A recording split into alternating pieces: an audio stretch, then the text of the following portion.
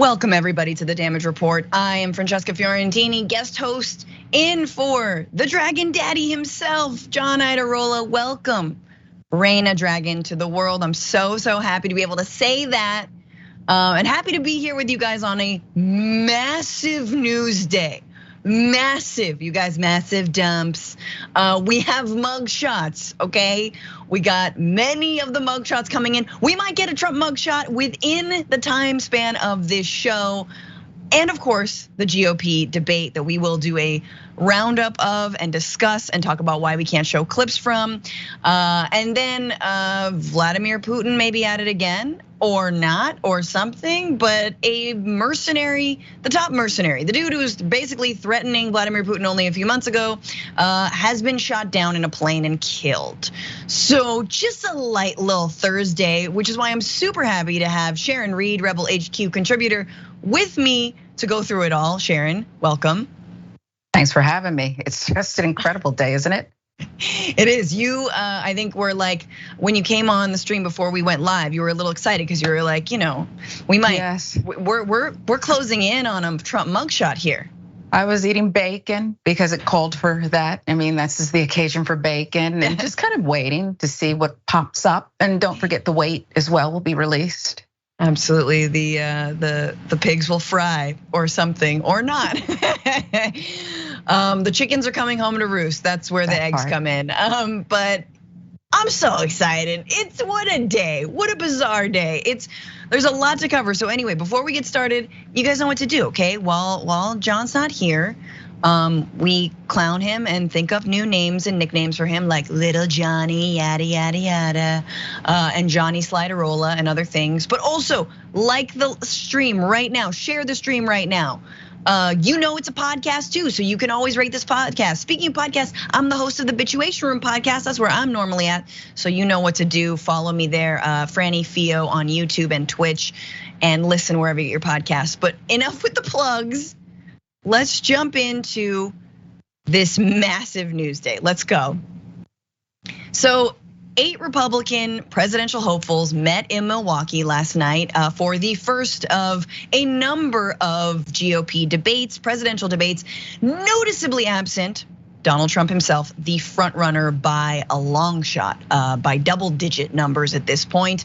It was a Fox News debate, and Fox News decided they're going to prevent any other news outlet, including this one, including any online streaming shows, from at all showing clips of the debate. Yes, because we live in a time where everything, including presidential debates, have been privatized, and apparently the rights to which are purely owned by Fox News. So sadly, we cannot go into all of the clips, and there are many. I encourage you guys to look at them on the platform formerly known as something that was safe to be on, Twitter, as well as other places. But we're still sharing, we're gonna go through some of these highlights. We're gonna talk about what was said, what wasn't said, and then who won the debate according to people who watched it, according to Republicans who watched it, most importantly.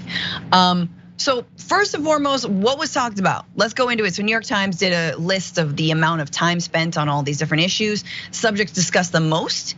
Interestingly, although horridly, abortion, given almost 8 minutes. And we'll talk about what was said. Donald Trump coming in second, which is strange for him, but 6 minutes and 50 seconds. Then people's own credentials and education was a big thing. Border security, a lot of talk of invading Mexico to stop the fentanyl crisis. That's fun. Ukraine, crime, economy, foreign policy, and government spending. Stuff that was hardly touched on. Climate, President Biden. This is the second graphic. Climate, President Biden. And interestingly, in my book, trans rights and trans topics was all the way down there, 20 seconds. So we'll get into exactly all of those shades. But I guess maybe before we jump into this, Sharon, I wanted to know, because I was surprised, and I think maybe people who watch this, I was fairly surprised at how well the moderators did at controlling this thing, and also how pointed some of these questions were. There were pointed questions about whether candidates would support Donald Trump, which we'll talk about. There were pointed questions about climate change. And there was like, hey, show of hands type questions. These moderators were not doing what Fox News usually does, which is sort of just making it really easy for everyone to just like hit the same old talking points again and again and again. No, I think you're exactly right about that. And of course, though, it's not easy to control candidates who don't even want to answer anything real because they don't perhaps have anything real to say. You saw when they, as you referenced, said, raise your hand if you're going to support Donald Trump. I believe it was Santis, kind of center, screen right, looked to see, I mean, is that who we really want to be president? But the moderators did their work, even as Chris Christie was trying to answer a question and there was boos drowning him out. Chris Christie doesn't usually stop talking, but even he had to pause before the boos, and Brett Baer did turn around and address the audience and say, yes, but if you could just hold your boos so that we may continue and just get through this. Let's just get through this. But I think they did a reasonable job with these people who were trying to dodge left and right. Absolutely, and you're totally right about it's nonsensical. They are talking about issues that have nothing to do with the American people, which is why I was surprised that instead of asking a bunch of questions about Hunter Biden's laptop, which ironically, Chris Christie was one of the only people to mention Hunter Biden this entire debate. I know for those of you who didn't watch it, that is surprising. And the fact that DeSantis hardly said the word woke, that's also surprising. I mean, he's also just completely giving it up when it comes to Disney, which is hilarious. But these were the so-called culture war issues that was supposed to and have been setting people like Ron DeSantis apart. They've been propelling the Republican, at least their stump speeches and their little viral moments, completely absent. And I think, for all Fox News's faults, it's kind of thanks to the moderators that they tried to keep them on subject. Hell, guys, they even had a live camera outside of the Fulton County jail in Georgia, where earlier that day, yes, Rudy Giuliani and others turned themselves in. This is a very different Fox News. So I'm curious how this will all play out. But let's talk about what they did get into. So the candidates during the Republican primary debate for president were asked that if they lost, which let's be real, they'll likely lose to Donald Trump, will they actually support Donald Trump for president? Despite everything that they've been saying, and according to Politico and according to us watching, asked if they would support Trump as the party's nominee, even if he was convicted of a crime. 6 of the 8 candidates raised their hands with varying degrees of enthusiasm, with only Christie and former Arkansas Governor Asa Hutchinson indicating they would not support the former president again. So how this went down was, first person to raise their hand was Vivek Ramaswamy. That dude punching above his weight. We saw that all night, very enthusiastic. Very much, in terms of the Adderall succession, next in line from Donald Trump, clearly. So Vivek raises his hand. Everyone else, Nikki Haley, Tim Scott, Doug, what's my man's name? Doug Burgum, governor of North Carolina. Everybody raises their hand except for Asa Hutchinson, doesn't make a move. Ron DeSantis, as Sharon Reed pointed out earlier, looks around. Then slowly, okay, if we're all doing it, I vote yes too. And then Chris Christie, and again, this is important to note, kind of had it both ways. So Christie, shaking his fist slightly, spoke up after the first question, sidestepping the issue of prosecutors that many Republicans have criticized as politicized, but calling attention to Trump's underlying behavior. He said someone has to stop normalizing the conduct, though his comments were met with displeasure by some in the audience as well as on the stage. Booing is allowed, but it does not change the truth, he said. So he kind of tried to be like, I would, but I wanted to make a point. So it's still this gray area, Sharon. He's still trying to say he might support him, he might not. Honestly, Asa Hutchinson, this dude is a rabid anti-choice nut job, but at least he had the wherewithal to not go along with everyone else. Well, even a blind squirrel finds a nut sometimes, okay? So, but this is true, it's true. With Chris Christie, he has to kind of hedge, even though he leads with bluster and bullyism. a lot. Is that a word? Because remember, he's the guy that was standing next to Trump for so long. Can I be your attorney general? Can I be in the White House? Can you get Jared not to be mad at me? So, we can't forget these things. They were there when, so no matter who raises their hands or who doesn't, I just have like a crystal ball or something that tells me, well, they're just gonna change their mind anyway. Whatever way the wind blows.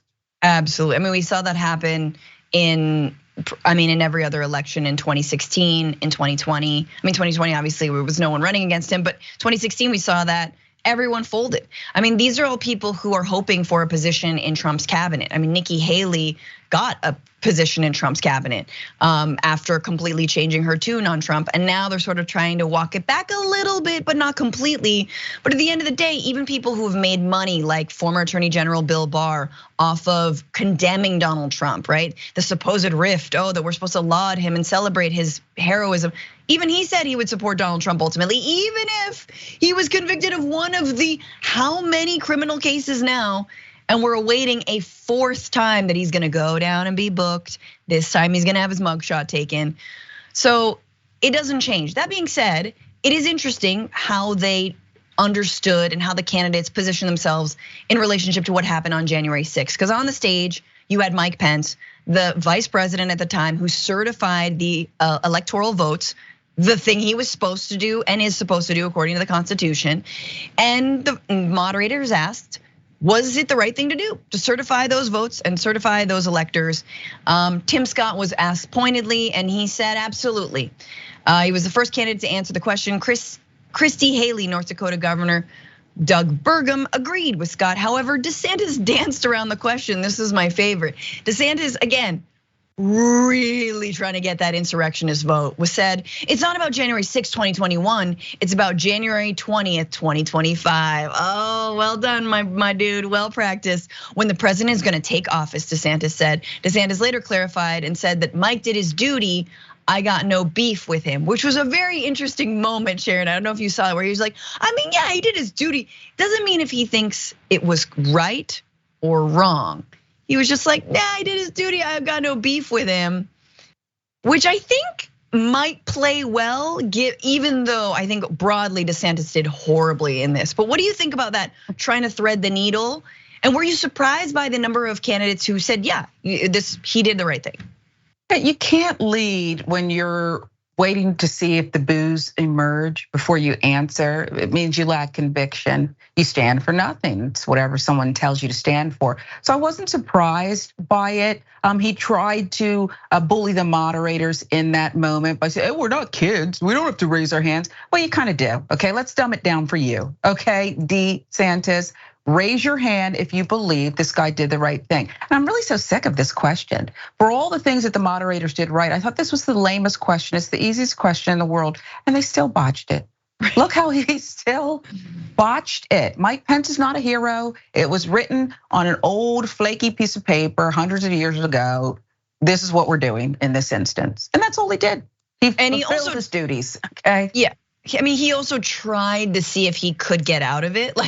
He also asked former Vice President Dan Quayle, is there a way that I can't certify these? Is that right? And Dan Quayle was like, look, I don't know how to spell potato, but I definitely know that you can't do this.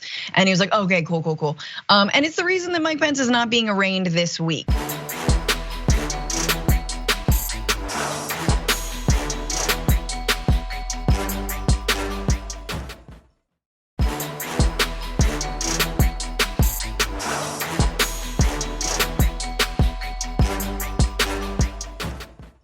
So, but what did the candidates talk about on that stage in Milwaukee, the first presidential primary debate among Republicans?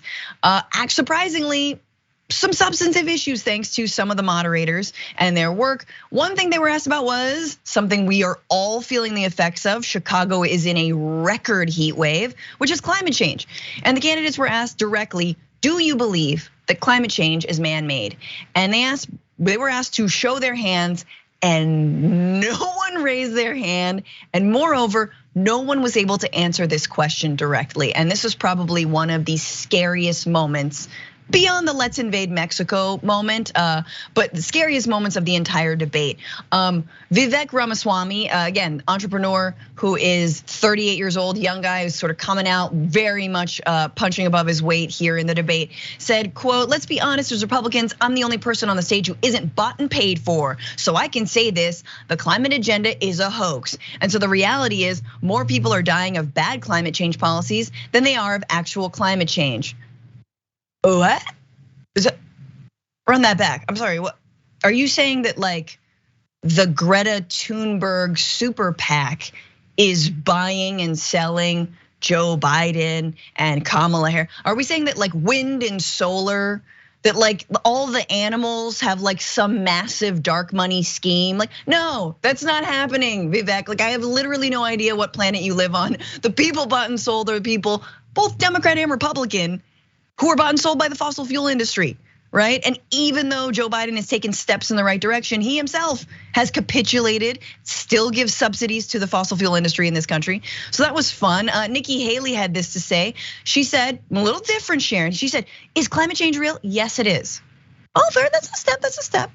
But if you wanna go and really change the environment, then we need to start telling China and India that they have to lower their emissions. Oh, I see what we did there. See, we pivoted into a like, let's be hawkish on China, let's be hawkish on India. And also notice how she still didn't answer the question, is climate change man-made?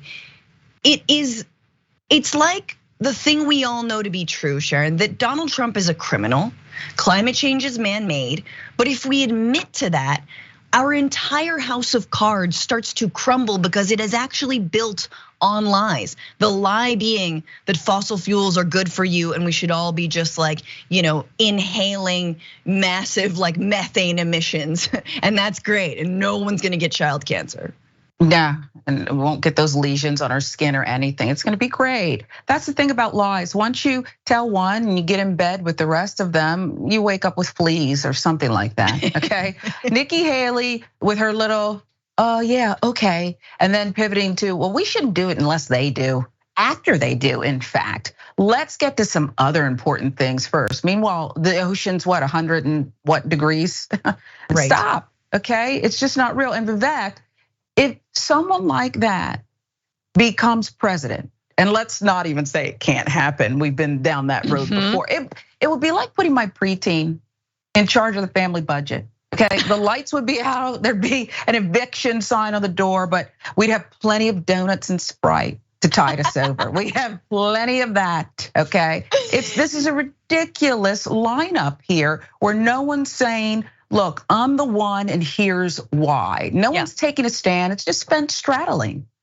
Absolutely, and no one's also saying that just because we admit that climate change is man-made does not mean that this will, make us woke or like create diversity and inclusion programs. No, it will create jobs. This is good for all people. That climate, when hurricanes roll through the southwest of the United States, they don't choose like whose home to like hit. It's not like, oh, we're just gonna go to the people who believe in climate change. No, that's not how anything works. All people, Republican, Democrat, Independent, anybody, apolitical, are affected by this. So it's like, you're just waiting for them to admit it because it's like, and here's the last thing I'll say on this, it's like they know that rampant, unfettered capitalism is incompatible with life on human Earth. And they know that they have to rein in the fossil fuel industry. They have to rein in this like money guzzling and life killing industry. They know that, and they think that that means they're like some kind of socialist. It's like, I'm here to tell you as a socialist, that doesn't make you a socialist at all. In fact, it could make you a very smart business person, as so many businesses and industries around this world are saying, we are under threat. Insurance agencies not insuring people in Florida anymore. We are under threat. Our entire model is based on, people surviving and like oceans staying at the level they're at, So I'm just waiting. Like I'm waiting for this issue to be the thing. I mean, I thought that was gay marriage, right? But I'm waiting for this to go in the gay marriage direction where it's the law of the land, we all accept that. But of course you can't say that anymore because they're gonna be coming for gay marriage at any point in time.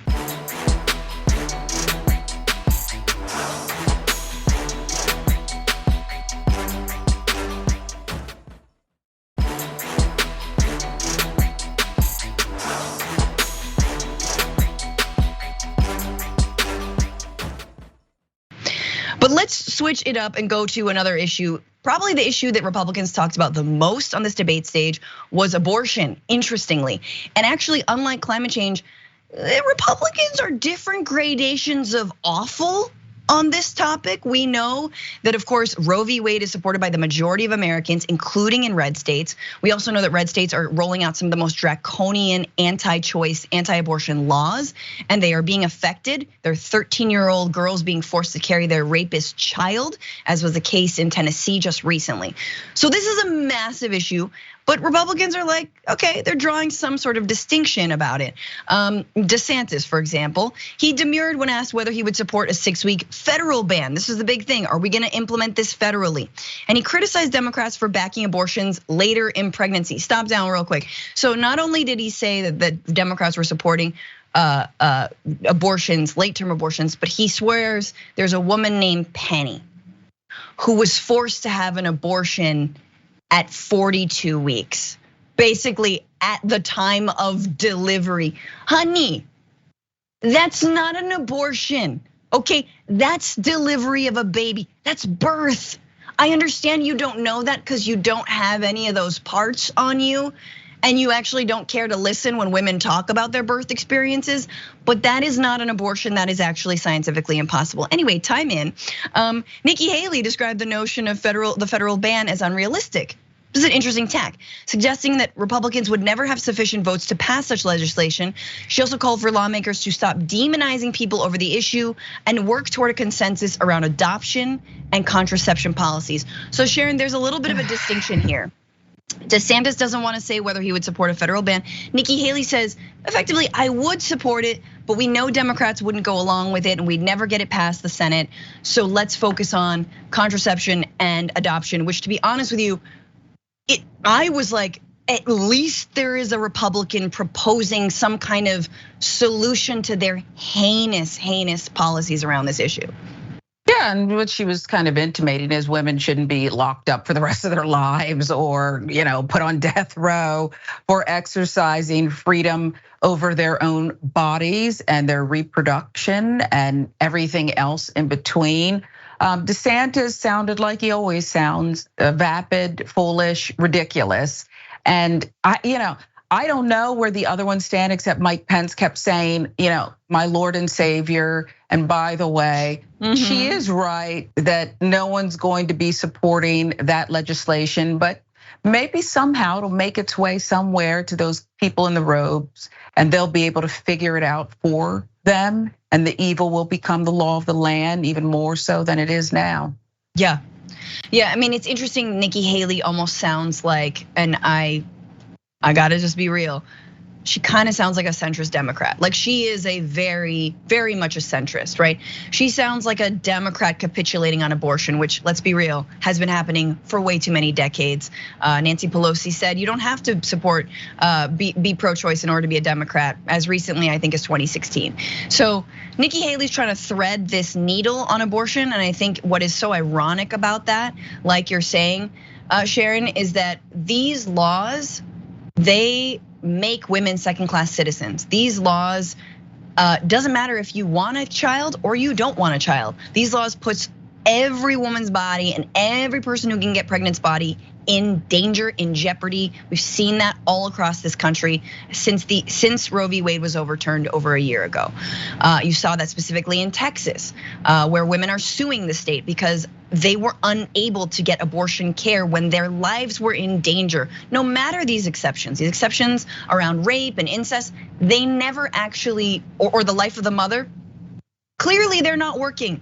It is only fictitious, it's only in theory. So it was interesting to see Nikki Haley be like, what about contraception? Oh, what about, it's like, honey, they're coming for contraception too.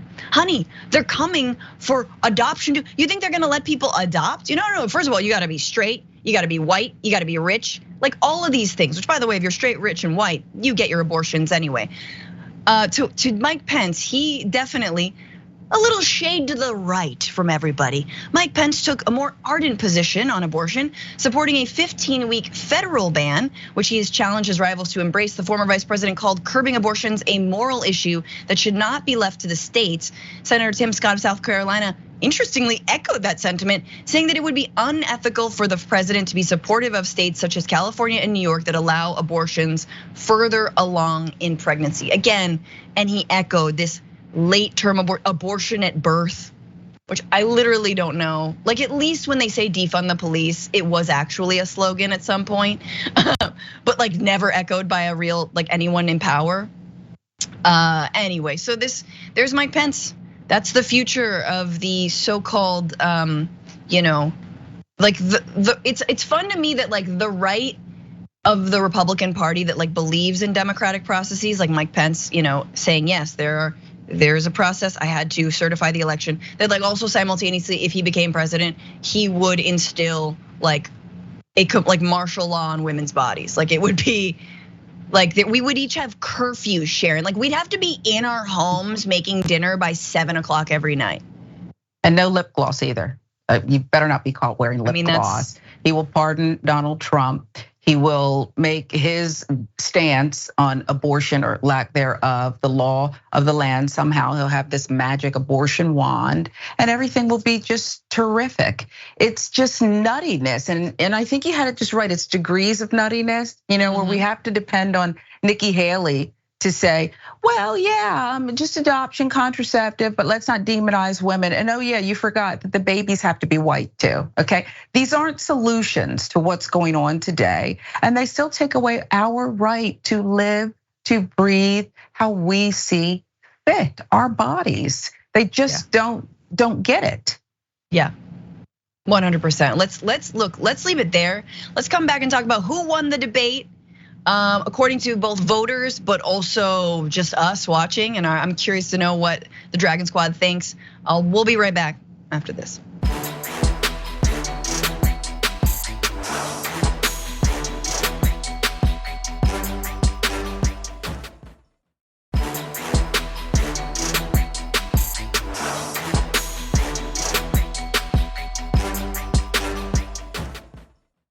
All right, welcome back to the Damage Report. Francesca Fiorentini and Sharon Reed with you. Just a quick reminder, if you like stand-up comedy, I do it. And I'm gonna be live Tuesday, October 17th in San Francisco at the Punchline with my husband, that I have to say like Melania Trump, my husband Matt Lieb, who's also a comedian. So get tickets, Punchline San Francisco, Tuesday, October 17th. Don't miss it. I hope to see you guys there.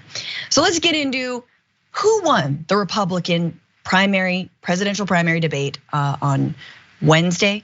Okay, let's reset that. So who actually won the first Republican primary debate that was held in Milwaukee? Very curious from the voters, from everyone here. Who do you think did the best? So this was put out by the Daily Mail, which is, again, let's temper it with the fact that it's Daily Mail. They asked over 500 Republican voters, and here it is. Vivek Ramaswamy with 28%. Ron DeSantis with 27%. Very curious because he didn't do a whole lot. Then you got some just kind of randoms. Mike Pence with 13%. Tim Scott, 8%. I guess you win by saying less.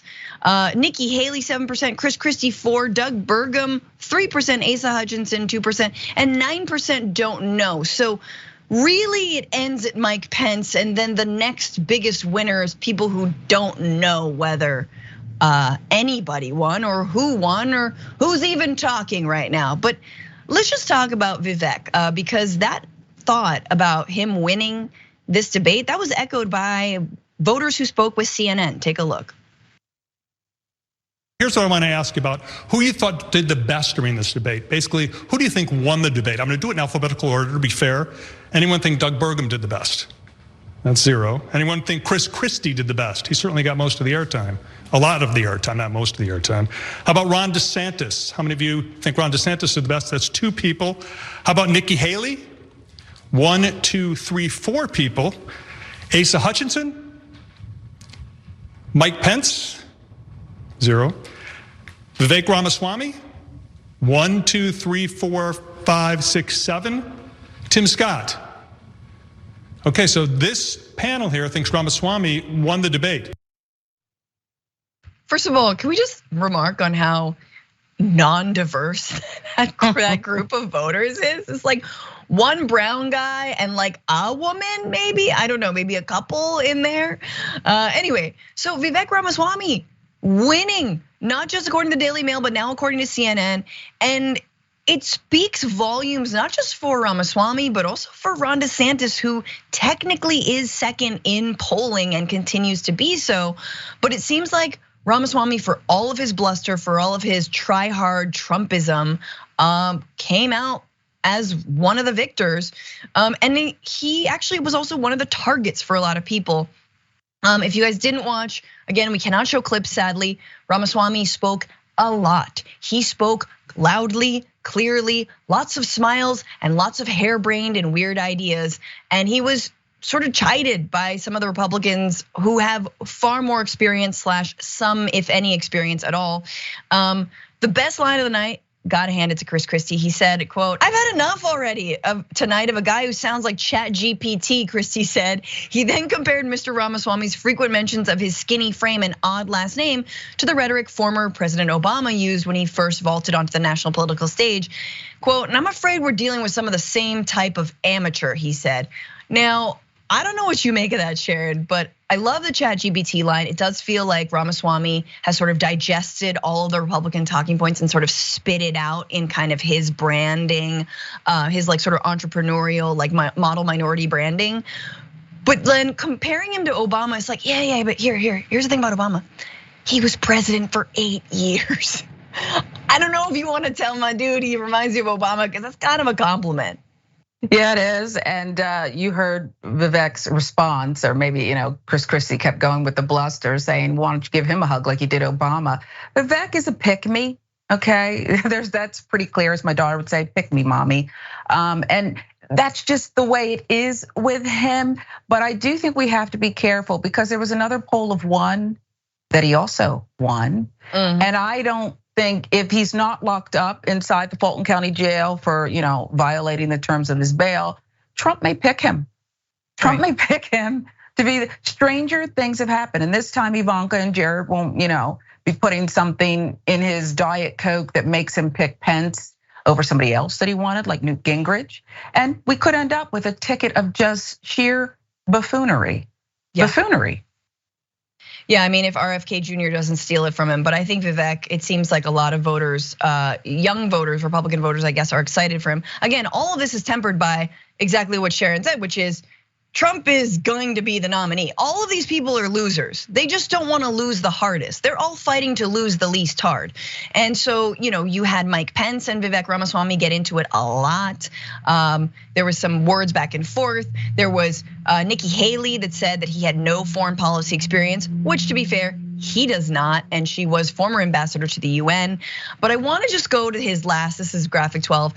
He said this a couple times, but here was his last statement that sort of encapsulates the kind of vibe that Vivek Ramaswamy is bringing to the Republican presidential primaries. He said, quote, "God is real. There are 2 genders. Fossil fuels are a requirement for human prosperity. Reverse racism is racism. An open border is not a border. Parents determine the education of their children. The nuclear family is the greatest form of governance known to man. Capitalism lifts us up from poverty." If there was a more 1984 quote in the entire debate, I don't think you could find it. Right there. Up is down, down is up. Capitalism lifts us up from poverty. Absolutely. No one has ever been waiting in a line under capitalism for the fossil fuels that you just love. No one's waited in line for those, remember? No one has been deprived of food or shelter or, I don't know, heating in a blizzard in Texas thanks to capitalism and electric companies completely like swindling the American people. But this is fun. Sharon, I just want to focus on this one line, which freaked me out because he said it, I think, 2, if not 3 times. Ramaswamy said, "The nuclear family is the greatest form of governance known to man." Now, as someone who effectively is in a nuclear family, I have a husband, I have a child, it's a heterosexual relationship, that scares me because If my husband ever said that to me, I would divorce him immediately. Like, this is basically saying this is a form of control on women. When you're talking about governance in a nuclear family, you're not talking about the man. You're not talking in a heterosexual relationship. You're not talking about a husband. You're talking about a wife. You're talking about a mother. You're talking about if we control women and their bodies, which Republicans are hell-bent on doing, we control the world. And my question is, bro, how many inches does it grow? Okay, seriously, it's not gonna grow on you, honey. You could entrap us in every unhappy relationship and marriage you want. It's not gonna grow, I can't swear. But Sharon, what do you make of this? I'm just writing something down for the prenup. Do not say governance, nuclear family.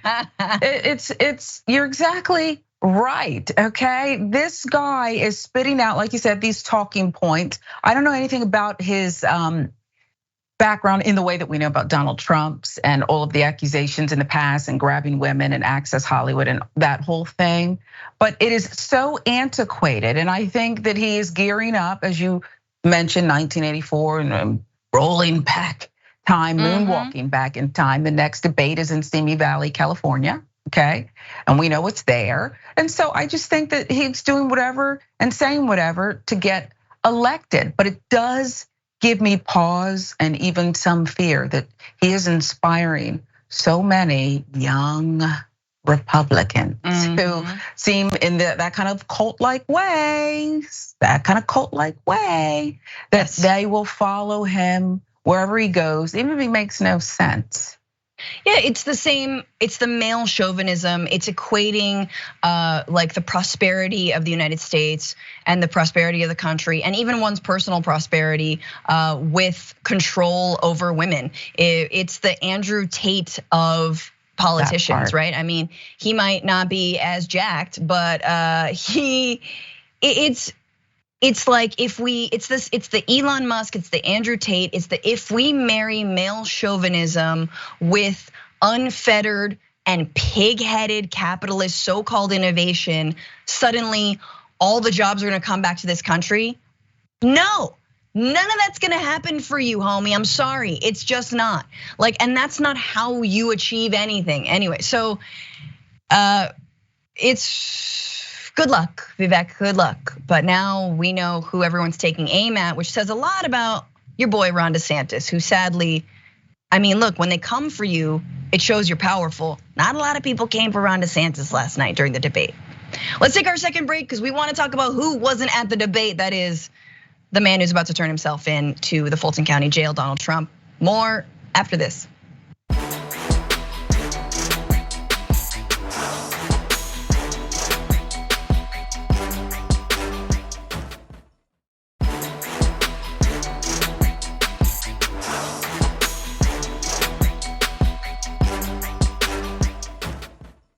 All right, there is so much more ahead. Let's get to it because there was someone who was very much absent from the debate, and that was the frontrunner, Donald Trump. Instead, he was doing an interview. This was pre-taped, but he was going live on formerly Twitter with none other than Tucker Carlson. Take a look.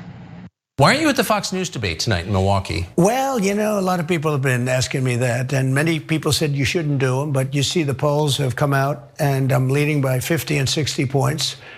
And you know, some of them are at 1 and 0 and 2. And I'm saying, do I sit there for an hour or 2 hours, whatever it's going to be, and get harassed by people that shouldn't even be running for president? Should I be doing that? Should he be doing that? Should he have gone? So there was Trump, noticeably in a blue tie, very different from all of the candidates running in the Republican primary with their red ties. There he was on Tucker Carlson's show on X, which I need to go puke now that I've said it. Saying that he didn't want to be there. He didn't have a reason to be there. He didn't want to get berated by a bunch of people. And a couple things to know about this interview. One, Donald Trump's demeanor is incredibly defeated. I just want to say that he was not combative. He was not loud. He was slumped over for a lot of this interview. And he was like, yeah, I don't know, I shouldn't have gone, why would I go?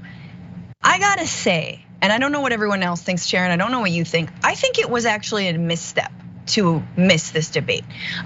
And the reason I say that is because I was not as disgusted as I usually am coming out of a Republican primary debate. And I link that to Donald Trump not being there. Just like in the aftermath of January 6th when Trump was off Twitter, you're like, what's different? Is someone wearing a new perfume? And it's like, no, Donald Trump is no longer on Twitter. Donald Trump was no longer on the Republican debate stage, talking over people, yelling, saying the same BS talking points, being the sort of like old, senile, loud dad that everyone has to kind of capitulate and sort of tiptoe around. He wasn't there, and it was kind of this breath of fresh air, but also gave a lot of oxygen for other candidates to potentially stand out. Yeah, and I think you're right about him being defeated, if not exhausted. Perhaps it's all the criminal indictments, and what are we at 91 counts now? That's at it. He needed a nap. Donald Trump may not say very many smart things, but he thrives on the big stage and the theater of it and the suspense and springing things on us and being ridiculous. And when he can't do that and all he has in front of him is Tucker's curls and crossed legs, it just doesn't have the same thing. I noticed the tie too, it's different, but his demeanor, I think he should have put on Melania's coat. I don't really care, do you? Because that's what his demeanor was giving off. It was just weird. Absolutely. I mean, you will see. Look, he's still the front runner. That much is clear, but it doesn't necessarily project strength at a time when you swear that you're innocent. But you've got all of these legal cases coming at you. Like, at least maybe stand on the stage and say it's all lies. I mean, he could have owned and ran that entire stage. Instead, he gave a lot of space for other candidates to make their case. What they're making their case about, completely unclear. What the Republican Party is without Donald Trump, completely unclear. Vivek Ramaswamy, Ron DeSantis, loser after loser after loser, unelectable loser. I'm sorry. Like, Ramaswamy's trying to do Trump, but he's not Donald Trump. Okay, he's not coming in there with a lot of brand name recognition. So very curious that Trump missed it, and he was absolutely the elephant in the room that wasn't discussed a lot. Curiously, no one was openly saying MAGA. No one was openly saying they will continue Trump's legacy. Not even Trump's running mate, Mike Pence, wants to continue the Trump legacy. In fact, perhaps the person who wants to continue the Trump legacy the least is Mike Pence. Even though he swears he's going to continue what they started. But so there was more here. Tucker Carlson interviewed Donald Trump instead of Trump performing or debating the other Republican primary candidates in Milwaukee. And one of the things that Tucker asked Donald Trump is whether he thinks that there's an impending civil war in the United States. Tucker clearly trying to lead this horse to drink. Here is how that exchange went down. I think we're moving towards civil war. There's tremendous passion and there's tremendous love. So do you think it's possible that there's open conflict? We seem to be moving towards something. I don't know, because I don't know what it, I can say this. There's a level of passion that I've never seen. There's a level of hatred that I've never seen, and that's probably a bad combination. So it's probably a bad combination, which means maybe yes, it's going to happen. At least he put the word bad in front of it. Do you think there's a civil war? There's a lot of passion, there's a lot of hatred. It's a bad combo. Sharon, is that a win? At least civil war bad? No, but I'm going to tell you why. Because he was non-committal, because he, again, has been so busy. He hasn't had enough time to drum up the hatred. He's under several orders. I don't know if they're exactly gag orders, but he'll get back out there and he'll make sure to, really stoke the coals here. I'm pretty sure also that Tucker and who wrote the questions, okay? And they shared them before. All the things that journalists don't do was not done in this case. So I just think that no, it's not a win because he doesn't even believe it. He was tired too. Did they medicate him?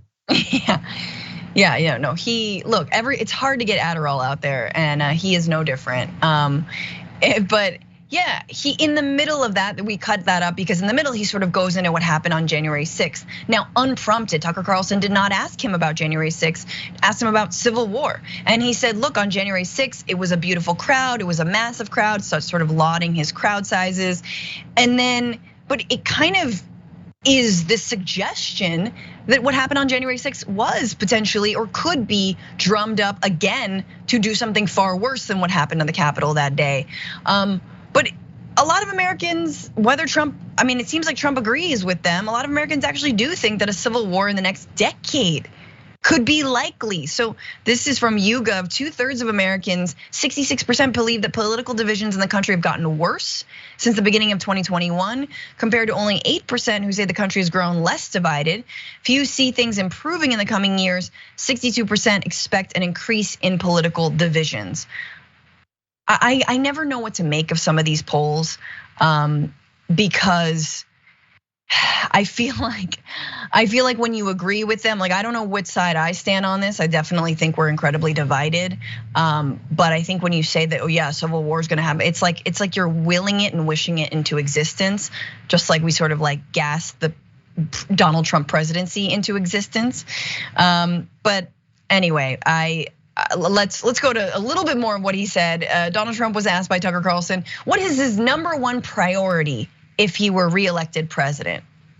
So last question, if you're elected president again, what's your number 1 priority? When you ran last time, you said, I will build a wall. This time, your bottom line top promise to the country. So you can do numerous things at the same time. Of course. But let's say number 1 is a border and taking hundreds of thousands of criminals that have been allowed into our country and getting them out and bringing them back to their country, Guatemala. I think Donald Trump wants to be extradited to Guatemala. Hundreds of thousands of criminals, he and 18 co-conspirators are among them. So there you have Trump. He's gonna do the border. Sharon, he's tapping the old hits here.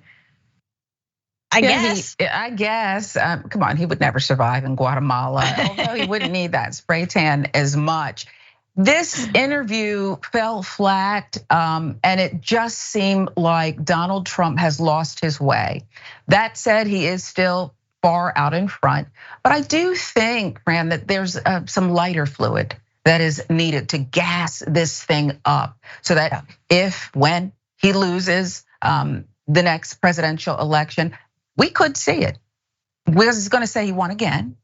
But there needs to be, now that Putin has allegedly shot his rival out of the sky, maybe the bots will be back in full force, and that'll be that lighter fluid that is necessary to get Trump going and to move us towards this civil war and more carnage and more destruction.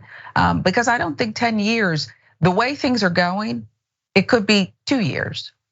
Yeah, no, I think that's a really good point. And I think that you're raising the question of what happens when Donald Trump loses to Joe Biden again, if he loses. And again, I don't think it is, look, I'm old enough to remember 2016, so I would never say that Donald Trump will definitely lose. And if Joe Biden, I know he's running a bunch of new ads, trying to tout, the Inflation Reduction Act, trying to talk about, hey guys, heat pumps, let's do it.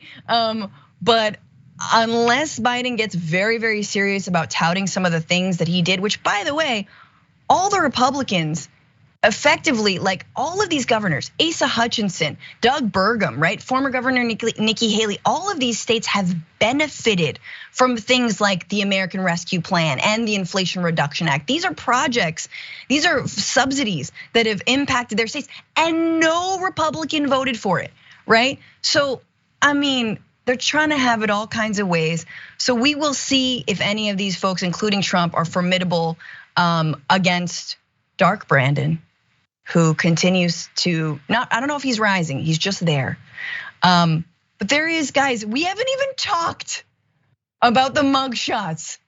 We have arraignments, people, and it has to wait for the aftermath.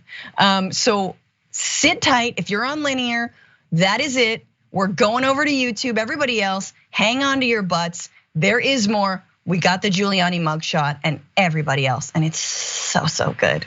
Be right back.